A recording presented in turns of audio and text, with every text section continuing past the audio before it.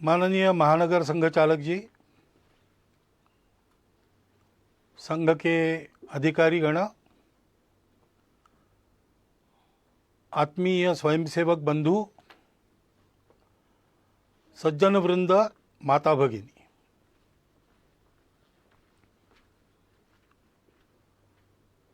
एक विशिष्ट परिस्थिति में आधुनिक तकनीकी का उपयोग करके पर्दे पर ये हमारी भेंट हो रही है। कोरोना की महामारी से सारी दुनिया जूझ रही है और उस बीमारी के साथ लड़ाई का एक अनिवार्य अंग है घर में बंद रहना, सारे काम धाम बंद करके बैठे रहना, घर में बंद रहकर जितना हो सकता है उतना करना। तो हमारे संघ के कई स्वयंसेवकों को लगता होगा कि हमारी शाखाएं अभी मैदान पर लगना बंद है, कार्यक्रम बंद है, संघ शिक्षा वर्ग प्रारंभ हुए होते वो बंद है, तो हमारा काम बंद है। लेकिन हम अपने अपने घर में बंद है, लॉकडाउन कहते उसमें है, तो भी जीवन तो चल रहा है। ऐसे संघ का कार्य भी चल ही रहा है। नित्य के कार्यक्रम बंद है, दूसरे कार्यक्रमों ने उनकी जगह ली है। ये संघ के लिए भी और हम सबके जीवन के लिए भी सत्य है, क्योंकि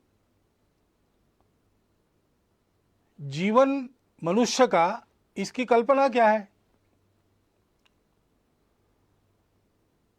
तो सारी दुनिया मानती है और संघ में भी हम लोग मानते कि हम स्वयं अच्छे बने और अपने अच्छाई का उपयोग करके जग को अच्छा बनाएं, दुनिया को अच्छा बनाएं। स्वयं अच्छा है और दुनिया के लिए कुछ नहीं कहता, उसको भी लोग अच्छा नहीं करते। और दुनिया के लिए गलती से कुछ अच्छा कर भी लिया, लेकिन स्वयं के जीवन में अच्छाई का कोई अंश नहीं, उसको भी दुनिया अच्छी नहीं कहती। जीवन के या संघ कार्य के एक ही सिक्के के ये दो पहलू है। अपनी परंपरा में ऐसा कहते हैं, एकांत में आत्म साधना और लोकांत में परोपकार। यही जीवन का स्वरूप है, यही संघ कार्य का स्वरूप है। तो अपने स्वयंसेवक रोज प्रार्थना कर रहे हैं, मैदान पर एकत्र आकर नहीं कर रहे, अपने परिवार के साथ घर में कर रहे हैं। लेकिन प्रार्थना करने का उनका समय निश्चित है, उनके परिवार में उस समय प्रार्थना हो रही। अनेक प्रतिनिधि स्वयंसेवक अपने प्रतिज्ञा का रोज स्मरण करते होंगे। नित्य शाखा के कार्यक्रमों में अभी इतना ही करना संभव है, उतना चल रहा है। बाकी कार्यक्रम दूसरा बदल गया है, वो सेवा का कार्यक्रम है। प्रचंड प्रमाण में जो सेवा चल रही उसको सब लोग देख रहे और सारा समाज हमको प्रोत्साहन भी दे रहा है। परंतु हमको ध्यान में रखना चाहिए कि ऐसा नहीं मानना चाहिए यही अपना कार्य है। कार्यक्रम अपना कार्य नहीं है। स्वयं अच्छा बनना और दुनिया को अपने प्रयास से अच्छा बनाना, ये अपना कार्य है। चीन देश में भारत से एक भिक्षु गए तथागत के धम्म का प्रचार करने के लिए। कुछ वर्ष वहां काम करने के बाद उनको ऐसा लगा कि तथागत का एक चरित्र लिखा जाए चीनी भाषा में, वहां के जनता के लाभ के लिए। तो लिखकर तो तैयार हो गया, लेकिन उसको छापना है। तो वहां उनके जो संपर्क थे उन सब लोगों से वो मिले, उनसे धन इकट्ठा किया, बताया तथागत का चरित्र उससे छापेंगे। और सारा धन इकट्ठा होने के बाद छापने के लिए छापखाने में वो हस्तलिपि देना कल देनी है, तो आज रात में एक बड़ा भूचाल आ गया और बहुत से देहात, बहुत से शहर तहस नहस हो गए। तुरंत सेवा कार्य में सब लोग लग गए। तो पुस्तक के लिए जो धन लाया था उसका स्वाभाविक उपयोग लोगों की राहत के लिए हो गया, वो धन समाप्त हो गया। इसलिए सारा वो राहत कार्य पूरा होने के बाद फिर से भिक्खू ने सबको बताया कि धन तो दिया था आप लोगों ने, लेकिन वो ऐसे काम में हो गया खर्च, तो और एक बार धन संकलन। फिर से वैसा किया। फिर जब छापखाने में जाना था, उसके पहले कुछ दिन एक बड़ी बाढ़ आ गई, फिर से राहत कार्य करना पड़ा, सारा संकलित धन उसमें व्यय हो गया। फिर जाकर लोगों को समझाया, लोग भी समझ गए। तीसरी बार धन संकलन हुआ, इस बार कोई आपत्ति नहीं। हस्तलिपि छापखाने में गई, मुद्रित होकर किताब तैयार हुई, किताब का धूमधाम से प्रकाशन हुआ।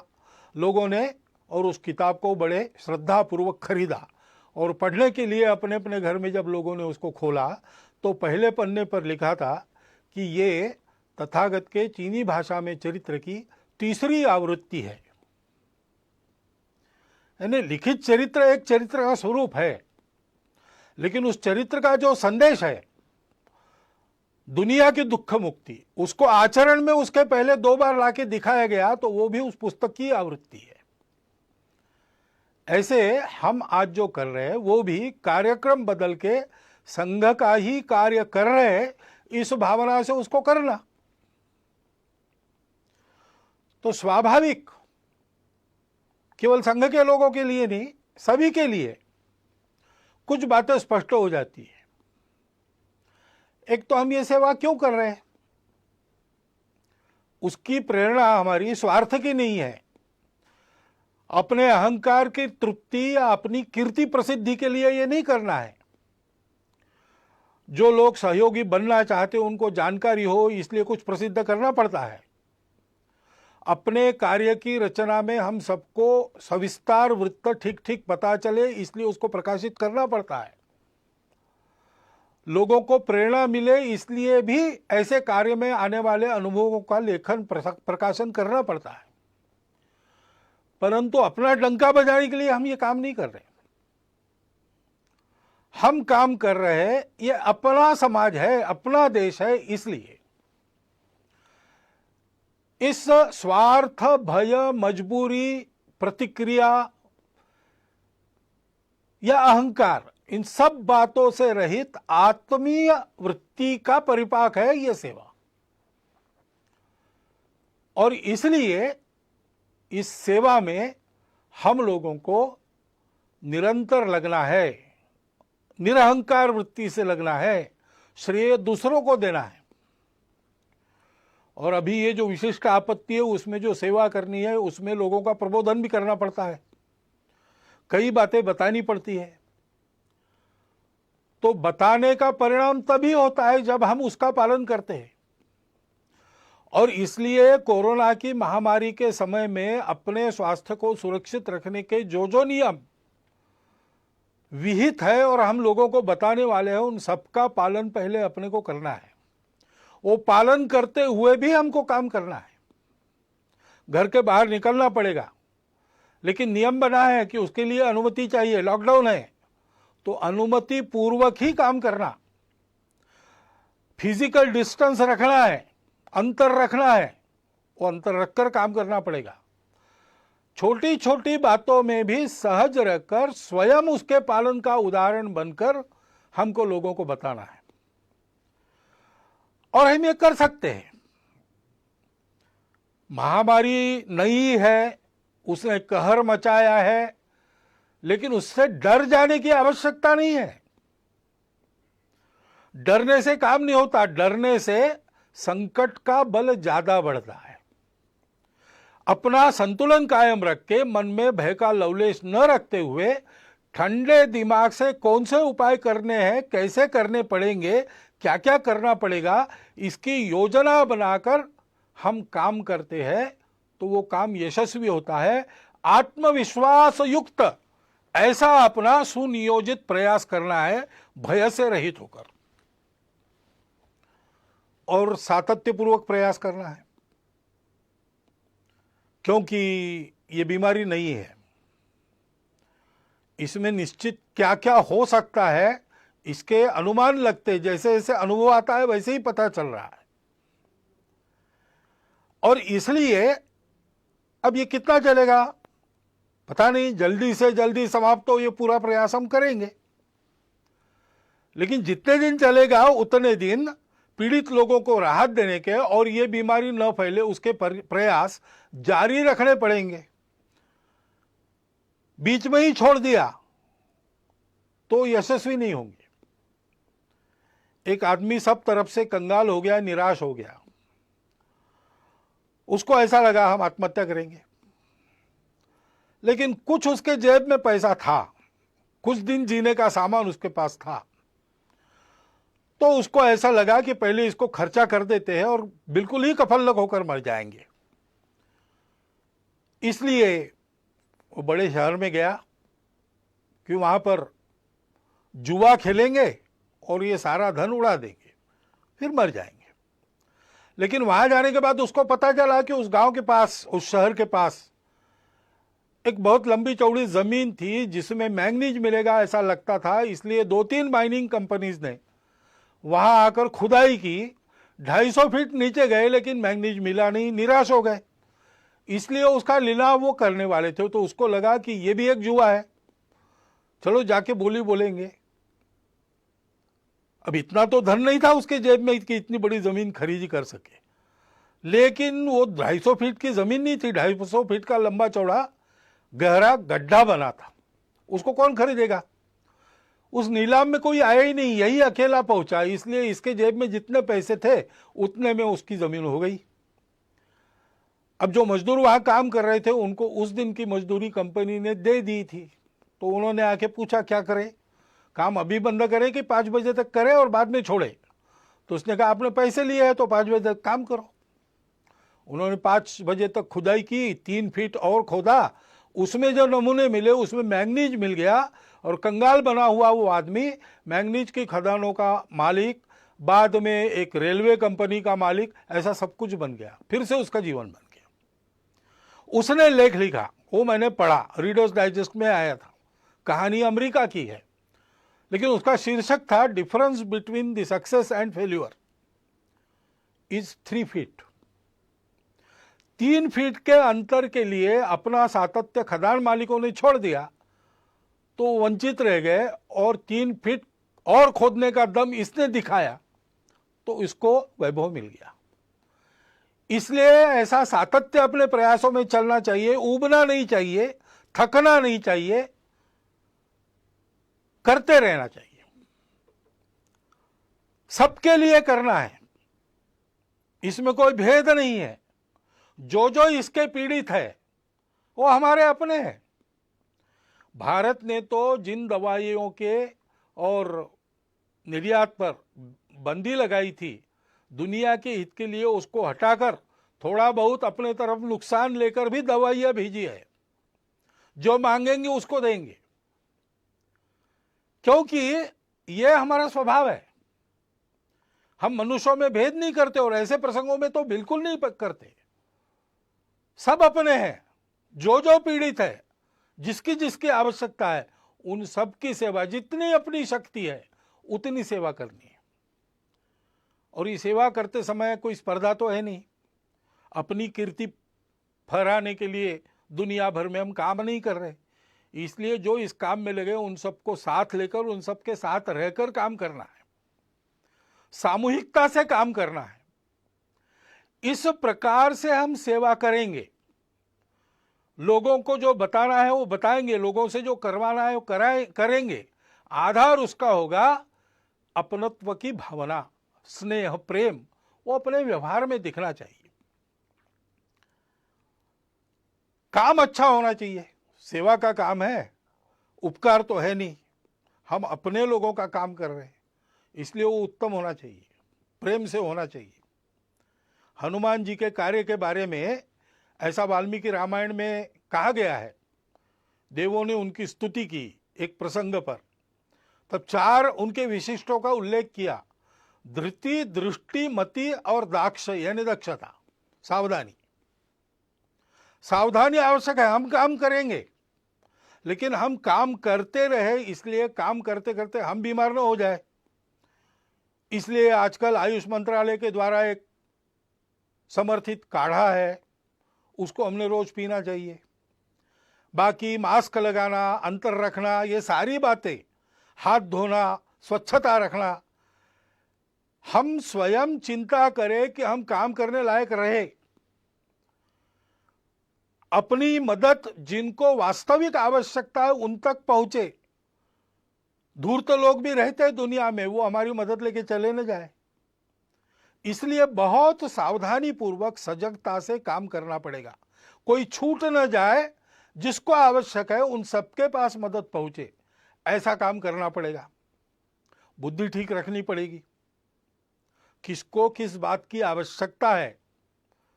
सामान्य सूचनाएं सबके लिए दी जाती है, लेकिन कुछ विशेष भी परिस्थितियां रहती है, उसमें उस प्रकार की राहत मिले ऐसा प्रयत्न करना पड़ता है।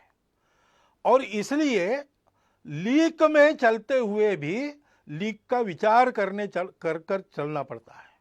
अनुशासन में चलते हुए भी अनुशासन इतना लचीला होना पड़ता है कि अपने सेवा के दायरे में, सेवा के लाभ लेने वालों में सब आवश्यकता जिनको है ऐसे लोग आ जाए।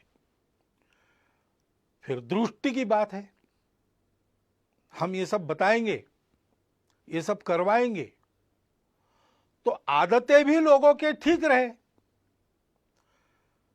आदतें ठीक न रखने के कारण भी ये बीमारियां आती है। तो ये अनुभव लोग ले रहे हैं, अब उनकी मनोभूमिका तैयार है, तो हमने अच्छाई का प्रचार प्रसार भी लगे हाथ करते रहना चाहिए। ये केवल कार्यक्रम नहीं है, इसमें से हम लोगों के जीवन को सुरक्षित कर रहे हैं और लोगों के जीवन को गढ़ भी रहे हैं। अपने पवित्र समाज का संरक्षण और सर्वांगीण उन्नति, ये हमारी प्रतिज्ञा है। और इसलिए उस दृष्टि को ध्यान में रखकर हमको काम करना है और धैर्य रखना है। कितने दिन ऐसा करके नहीं होगा, जब तक पूरा नहीं होता तब तक करते रहना है, सतत करना है। ऐसा करते रहना, और ऐसा करते रहते समय ये जैसे गुण है हनुमान जी से, वैसे विदुर नीति में एक बात बताइए दोषों को टालने की। षट दोषा पुरुषेणेह हातव्याम भूतिमिच्छताम।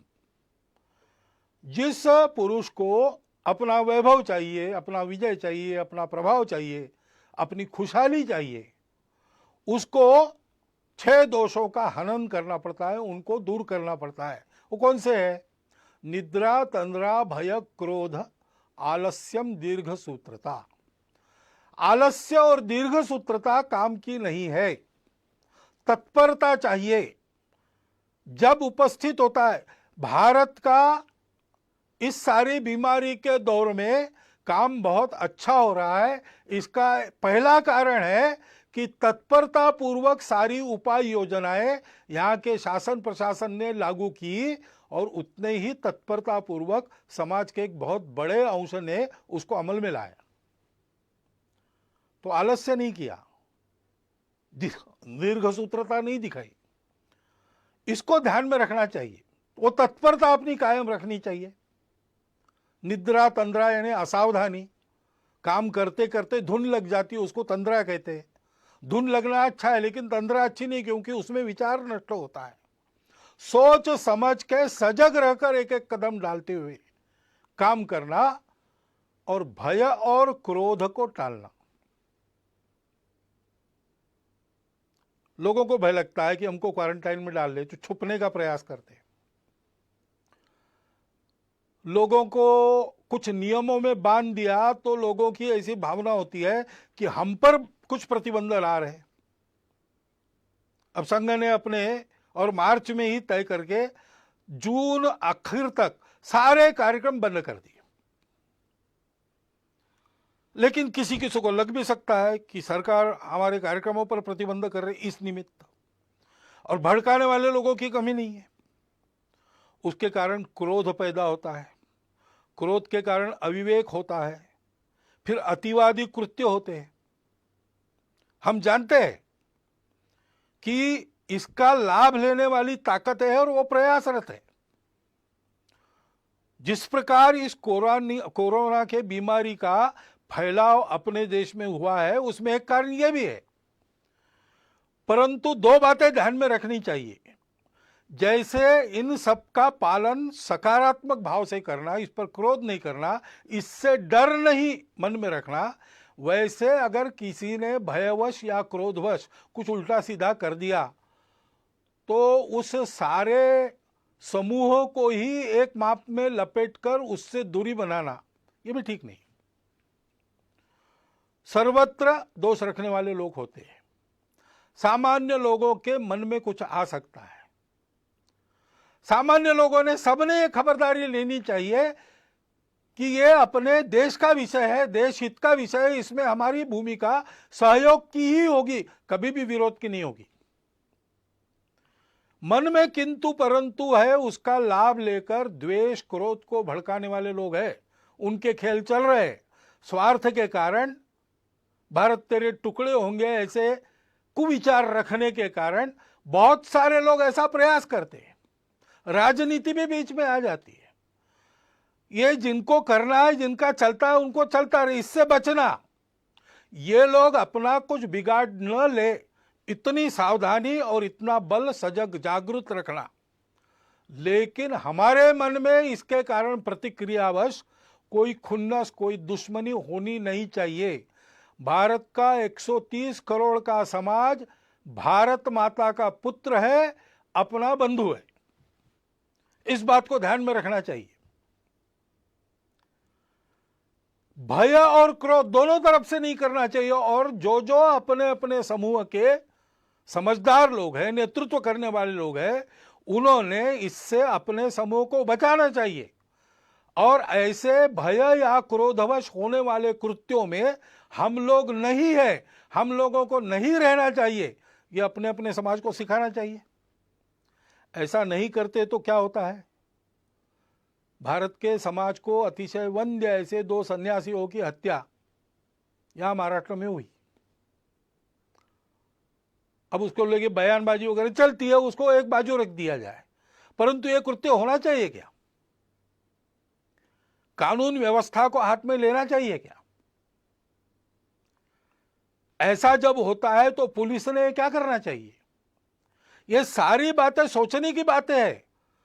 ऐसे संकट के घड़ी में और ऐसे मन में कुछ किंतु परंतु रहते हैं, रह सकते हैं, अपेक्षित नहीं है, स्वाभाविक है। लेकिन उनके चपेट में न आके हम लोगों को सारे भेद की, स्वार्थ की प्रवृत्तियों को अलग रखकर उनसे बचते हुए, उनको उभरने न देते हुए देश हित में सकारात्मक बनकर ही आगे बढ़ना चाहिए। भय क्रोध, ये जो 2 दोष है, उसको टालना चाहिए। उन सन्यासियों की हत्या हुई, पीट पीट कर मार डाला गया। निरुपद्रवी लोग थे, किसी का कोई अपराध उन्होंने किया नहीं था। धर्म का आचरण करने वाले, धर्म का आचरण फैलाने वाले थे, मानव पर उपकार करने वाले लोग थे। उसका दुख हम सबके मन में है। 28 तारीख को उनको श्रद्धांजलि देने के लिए हिंदू धर्म आचार्य सभा ने कुछ आह्वान भी किया है। विश्व हिंदू परिषद ने जो कार्यक्रम भी दिया है, उसका हम सब लोग पालन करेंगे। उनकी स्मृति में अपनी श्रद्धांजलि व्यक्त करता हुआ इस विषय में मैं आगे बढ़ता हूं। धैर्य रखकर सारी बातें करनी चाहिए, क्योंकि ये बीमारी जाएगी, लॉकडाउन की आवश्यकता नहीं रहेगी। लेकिन जो अस्ताव्यस्त हो गया, उसको ठीक करने में समय लगेगा। हमने देखा है कहीं कहीं ऐसा हुआ भी है कि थोड़े से बंधन शिथिल होने के बाद एकदम भीड़ हो गई, फिर से उनको तितर बितर करना पड़ा। ये अविवेक हो सकता है समाज में। सामान्य व्यक्ति को ऐसे समय में दिशा देने वाले लोग होने पड़ते हैं। अब विद्यालय खुलेंगे तो फिजिकल डिस्टेंस मेंटेन तो करना पड़ेगा आने वाले समय में कई दिनों तक। उसकी व्यवस्था कैसे होगी वो बताना भी पड़ेगा। समाज के लोगों को इकट्ठा के ये कैसे हो सकता है सोचना भी पड़ेगा। विद्यालय में, विद्यालय के आसपास के परिसर में छोटी संख्या में क्लासेस लगा सकते हैं क्या? ई क्लासेस लगा सकते क्या, क्या करके विद्यालय की शिक्षा शुरू भी होगी और ये डिस्टेंस मेंटेन होगा, बाजार वगैरह शुरू होंगे लेकिन लोग इस अंतर को कायम रखने का पालन करेंगे, फैक्ट्री उद्योग शुरू होंगे तब भी भीड़ नहीं होगी, अंतर रखकर अनुशासन से लोग चलेंगे। इसके लिए चिंता करने की आवश्यकता है। यानी राहत पहुंचाने का काम शायद कम हो सकता है, परंतु फिर से ये बीमारी न आए, उतावली न हो, इसके लिए समाज को दिशा देने का काम हमको करते रहना पड़ेगा। ये सारे काम होने हैं तो समाज में एक सद्भाव, सदाचार, सहयोग का वातावरण बनना चाहिए। समाज के सारे जनमान्य लोगों को इकट्ठा करके उनके द्वारा ये बात करवानी होगी, संवाद रखना पड़ेगा। अनुशासन पालन के बारे में स्वयं का उदाहरण और उपदेश उन लोगों को रखना पड़ेगा। उसके लिए उनके साथ भी बात करनी पड़ेगी। लोगों की क्षमता, प्रतिकार क्षमता बढ़े। कई आयुर्वेदिक उपाय है, योग है, व्यायाम है, तरह तरह के प्राणायाम है। उपाय तो अपना स्वास्थ्य मंत्रालय भी बता रहा है और जगह जगह के चिकित्सक भी बता रहे हैं। उसका नित्य नियमित आचरण करने का एक क्रम कुटुंबों में चलना चाहिए। कुटुंबों में संस्कार का वातावरण होना चाहिए। शांत दिमाग से किसी भी भय यानी पैनिक के चपेट में हम ना आते हुए जो करना है वो कर्तव्य ठीक से करना, इस प्रकार का स्वभाव बनने के लिए कुटुंब में भी उस प्रकार के स्वभाव का संस्कार होना चाहिए। इसके हमको प्रयास करने पड़ेंगे और प्रयास में वही क्रम रहेगा। हमको उदाहरण बनना पड़ेगा, हमको समुपदेशन करना पड़ेगा, हमको अपनी सेवा से सबको जोड़ना पड़ेगा और सबका सहयोग जुटाना पड़ेगा। ये बीमारी पहली बार आई है इस प्रकार की सारे दुनिया में एक साथ। शायद ही पिछले और कुछ शतकों के इतिहास में विश्व पहली बार ऐसे संकट का सामना कर रहा है। तो संकट तो है और हम लड़ तो रहे, लेकिन ये संकट कुछ सिखा भी रहा है। जैसे प्रधानमंत्री ने ही पिछले दिनों में कहा सरपंचों को कि ये संकट हमको स्वावलंबन की सीख दे रहा है।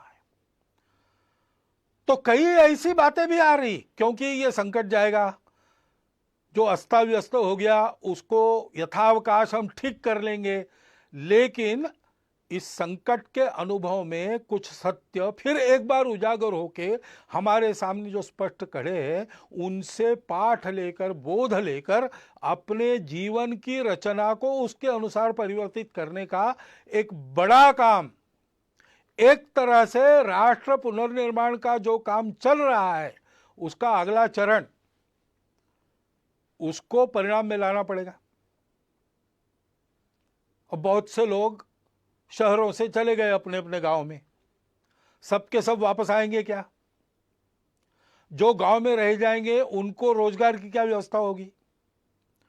जो वापस अपने काम पर आएंगे उन सबको काम देने की उद्योगों की या उनके मालिकों की स्थिति होगी क्या? क्योंकि उनके भी सारे कारोबार ठप पड़े। ऐसी अवस्था में इनका रोजगार भी कायम रहे और उस समय के सीमित साधनों में सब चल सके, इसके लिए सबको कुछ न कुछ छोड़ना पड़ेगा। उसके लिए मन की तैयारी करनी पड़ेगी, समझदारी बरतनी पड़ेगी, उसका भी उपदेश करना पड़ेगा, उसको भी समझाना पड़ेगा। और अगर स्वावलंबन ये इस आपत्ति का संदेश है, तो स्वावलंबन में अपना स्व क्या है? उस स्व आधारित तंत्र का अवलंबन हमको करना पड़ेगा। कम ऊर्जा खाने वाला, रोजगार मूलक, पर्यावरण को न बिगाड़ने वाला ऐसा विचार हमारे ही पास है। उसके आधार पर एक युगानुकूल रचना अपने अर्थनीति की, अपने विकास नीति की, अपने तांत्रिकी की हमको करनी पड़ेगी। आधुनिक विज्ञान के आधार पर इसमें जो जो अद्यतन सहायक होता है वो लेते हुए परंपरा के आधार पर जो आज सुसंदर्भित है, इस संकट के कारण फिर से एक बार हमको याद आ रहा है, उन दोनों को मिलाते हुए हमको एक नए विकास के मॉडल का निर्माण करना पड़ेगा। हमको करना पड़ेगा, इन्हें कौन करेगा? शासन को विचार करना पड़ेगा, प्रशासन को विचार करना पड़ेगा। लेकिन मात्र इन दोनों के करने से नहीं होता, समाज को भी इसमें कुछ करना पड़ता है। समाज को स्व का अवलंबन करना पड़ेगा। यहां की बनी वस्तुएं जहां तक संभव है उन्हीं का उपयोग करेंगे। यहां जो बनता नहीं, बिना उसके जीवन चलता है तो बिना उसके चलाएंगे। जीवन के लिए आवश्यक है तो अपने शर्तों पर लेंगे, कम से कम उपयोग में चलाएंगे। ऐसी बहुत सी बातें अपने नित्य व्यवहार में लानी पड़ेगी। अपने अपने व्यक्तिगत और परिवार के व्यवहार में हम लोगों को स्वदेशी का आचरण करना पड़ेगा। स्वदेशी का आचरण करने के लिए स्वदेशी के उत्पादन उपलब्ध करने पड़ेंगे, और स्वदेशी के उत्पादन उत्कृष्टता के मामले में बिल्कुल 19 न हो, ऐसी गुणवत्ता उत्पन्न करनी पड़ेगी। उद्योजक, निर्माता, कारीगर सभी को इसके बारे में सोचना पड़ेगा और समाज को स्वदेशी पर दृढ़ होना पड़ेगा।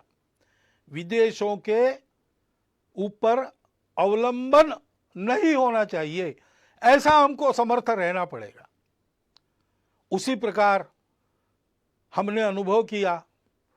अब जो बाहर निकलकर नदियों को वगैरह देख सके वो बताते हैं, लेकिन हवा का तो हम सब लोग अनुभव कर रहे हैं कि पर्यावरण बहुत मात्रा में शुद्ध हो गया। क्यों शुद्ध हो गया? क्योंकि कुछ क्रियाकलाप बंद हुए जो पर्यावरण को दूषित करते थे। अब फिर से अपना जीवन नियमित हम शुरू करेंगे तो कौन से ऐसे क्रियाकलाप कम से कम हम कर सकते हैं, बिना उसके काम भी चल सकता है, इसका विचार हमको करना पड़ेगा। पानी का उपयोग ठीक से, पानी का संवर्धन संरक्षण, वृक्षों का संवर्धन संरक्षण और प्लास्टिक से मुक्ति, स्वच्छता का पालन, जैविक तरीकों पर बल देकर गौ पालन, जैविक खेती आदि के आधार पर जीवन चलाने का हमको अभ्यास अपना करना पड़ेगा। अभी जो हमारा अभ्यास रासायनिक खेती आदि का है उसको बदलना पड़ेगा। उसके लिए सारे समाज का बनाना पड़ेगा। शासन की नीति वैसी बनेगी, लेकिन जब तक समाज उस प्रकार चलता नहीं तब तक उसका परिणाम नहीं होता।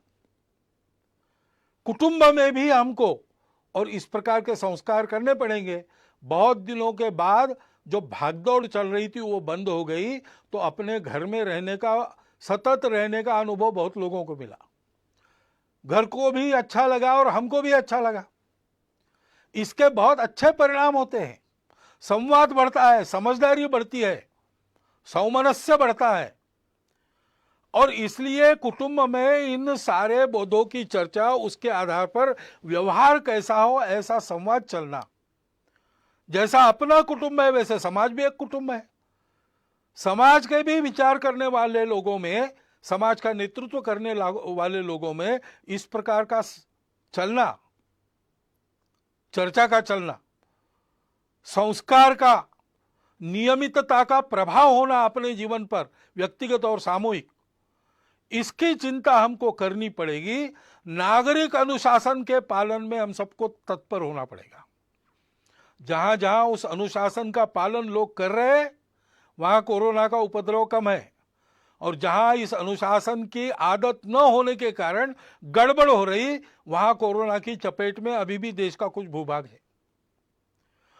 और इसलिए उस अनुशासन का पालन करना, भगिनी निवेदिता ने कहा है कि देशभक्ति का स्वतंत्र देश में रूप तो नागरिक अनुशासन का स्वयं होकर सारे नागरिक पालन करते, इतने वो समझदार होते, यही है।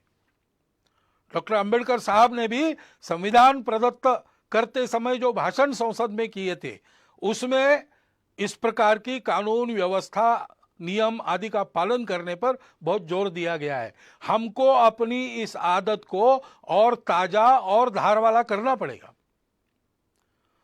उसी प्रकार समाज में सद्भाव का वातावरण, सहयोग का वातावरण, शांति का वातावरण बनाना पड़ेगा।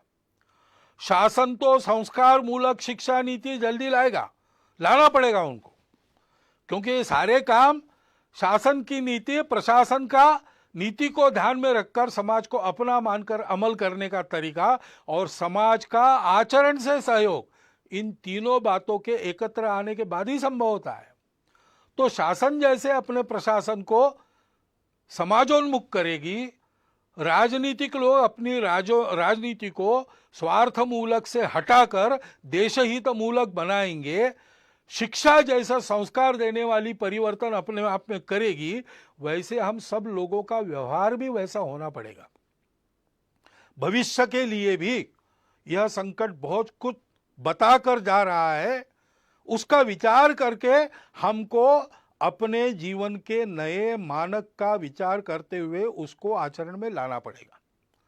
हम सब लोग मिलकर आत्मविश्वास से इस अपने देश और अपने समाज के अपनत्व को मन में रखकर इस देश को इस संकट से निकालकर सारे विश्व की मानवता का नेतृत्व करने वाला देश बनाने के लिए आत्मविश्वास पूर्वक प्रयत्नों का, परिश्रमों का सातत्य अपने कर्तृत्व में रखकर फिर एक बार हमको सक्रिय होना पड़ेगा।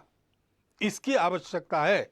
हमारी भूमिका विश्व में और अपने देश में हम सब की यही है कि इस संकट को अवसर बनाकर हम एक नए भारत का उत्थान इस सारे संकट को अवसर बनाकर उसमें से करें, ऐसी हमारी भूमिका हो। इसलिए जो मेरे विचार में आवश्यक बातें मुझे लगती थी वो मैंने आपके सामने रख दी है। संघ के सारे स्वयंसेवक ऐसा सोचते ही है और ऐसा करेंगे ही, परंतु संपूर्ण समाज में सभी को ऐसा होने की आवश्यकता है। इतनी एक बात को मैं आपके सामने रखता हूं और अपना यह निवेदन पूर्ण करता हूं। धन्यवाद।